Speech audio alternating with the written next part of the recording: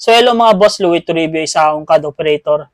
So bigla ang vlog lang to mga boss, no? Meron kasi akong sasabihin sa inyo. Tapos meron na din tayong tutorial ulit dito sa V-Ray sa SketchUp. So yung unang sasabihin ko muna mga boss is, siyempre gusto ko din magpasalamat sa inyo kasi nasa 11,600 subscriber na tayo. So yung ganyang sobrang dami, hindi ko na kayang i-message kayong lahat. So, ang gagawin lang natin mga boss, lahat ng mga CAD file, lahat ng mga file na hinihingi nyo sa akin, sa lahat ng video, is ilalagay ko na lang yung link dito sa baba.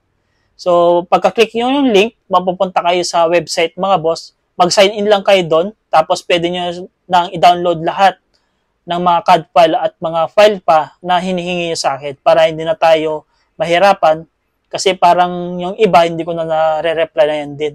So, ganun na lang mga boss, no? So, ang gagawin natin ngayon mga boss is tuturuan ko kayo kung paano maging realistic yung grass nyo pag nirender natin sa V-Ray. So, wag natin patagalin pa mga boss, simulan natin. Intro muna tayo.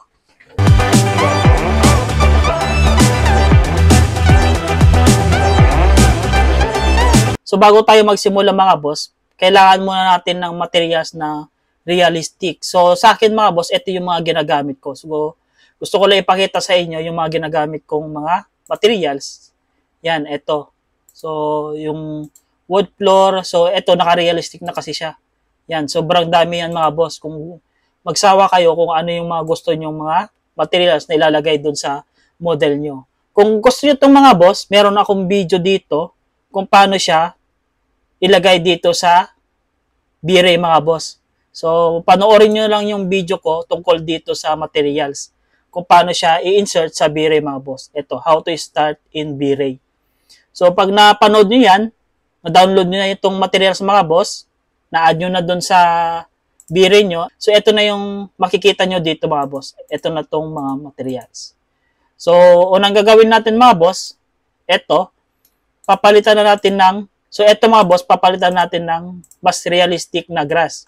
So, ang gawin natin dyan, punta lang kayo dito. Yan. Asset editor. So, pag nakaganyan yung ano nyo mga boss, yung V-Ray nyo or yung asset editor, so hindi nyo makita yung materials. So, pindot nyo lang to. Yung arrow na to. Click nyo yan. Makikita na yung mga materials nyo dito. So, punta lang tayo dito sa ground. Itong number 14. Yan. So, meron na kayo makikita dito mga grass mga boss. Yan. So, madaming grass dito. Asphalt, yan. Mga design ng grass, yan, ng asphalt, yan, sand, soil. So, sobrang dami na ito mga boss. Pero ang kailangan lang natin, itong mga grass. Kasi ilalagay natin dito.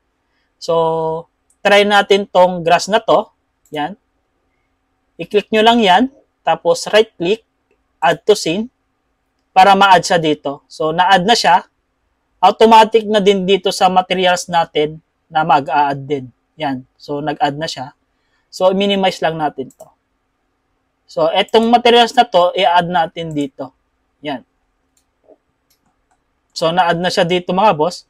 So, tingnan nyo medyo maliit siya. Pwede nyo siyang i-adjust. So, punta kayo sa, kunwari nakaselect yan, punta kayo sa edit lang na ganito. Yan. Makikita nyo dito sa baba, pwede nyo siyang adjust yung image natin. Try natin siya ng 300. Yan. So, okay na yung ganyan na laki na siguro or pwede pa natin siyang adjust ng 500. So, okay na yan. So, next natin, nalagyan na natin ng materials. Isusunod naman natin tong dalawang to. Yan. So, ito kasi parehas lang siya. So, yung grass 1 natin, tsaka yung grass 2 natin. So, punta ulit tayo sa asset editor. So, hanap tayo ng pwede natin ilagay. So, try natin tong grass 8. So, i-click nyo to. Right-click. Add to scene. So, nilagay na mga boss. Ito na siya. So, ito na siya mga boss. Grass 08. So, automatic na din siya na nalagyan dito. Yan, ito na siya. So, ipipaint natin siya ito, tsaka dito. So, yan.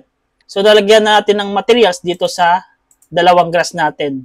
So, ang next naman natin mga boss, i-click nyo lang to. Yan. Tapos, yung keyboard nyo, control nyo lang para ma-add din itong kaparehas niya. Tapos, i-move lang natin to. Yan.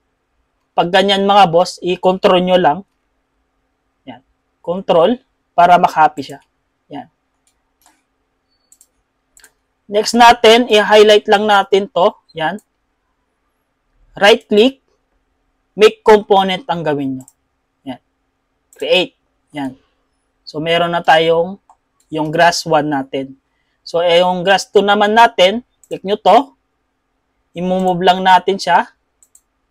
Yan. Control nyo lang para makopy. Yan.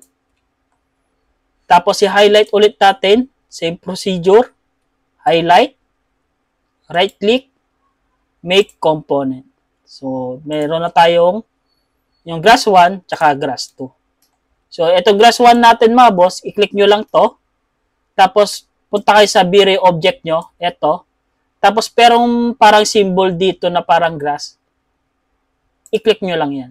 So, pag nag-click nyo yan, tapos may nagpakitang, kung may nagpakitang parang red na ganito mga boss, na hidden line, na naka-hidden, so okay na yan mga boss. Nalagyan na ng grass. So, next naman natin, ito. Click natin to. Tapos, click nyo to. Yan. So, may grass na din yan. So, next naman natin mga boss, punta kayo dito sa Asset Editor. Yun. Click nyo to. Tapos, punta kayo dito sa may parang cube dito. Yan. So, ito yung grass 1 natin, tsaka grass 2. So, para hindi kayo malito mga boss, click nyo to, right click. So, i-rename lang na natin. Rename. Grass 1. So, ayan. Tapos, ito naman, ito yung grass 2 natin.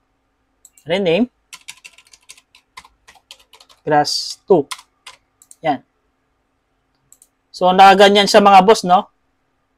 Kung gusto nyo makita yung setting niya mga boss, itong grass 1 natin, click nyo lang itong parang arrow dito para makita yung setting.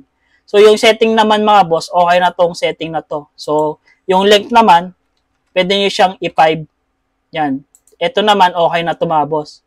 So, sa grass 2 natin, yan. So, try natin siya ng mga 3 lang. Or, sige, 3 na lang natin. Okay na yan. So, okay na lahat. So, minimize muna natin to.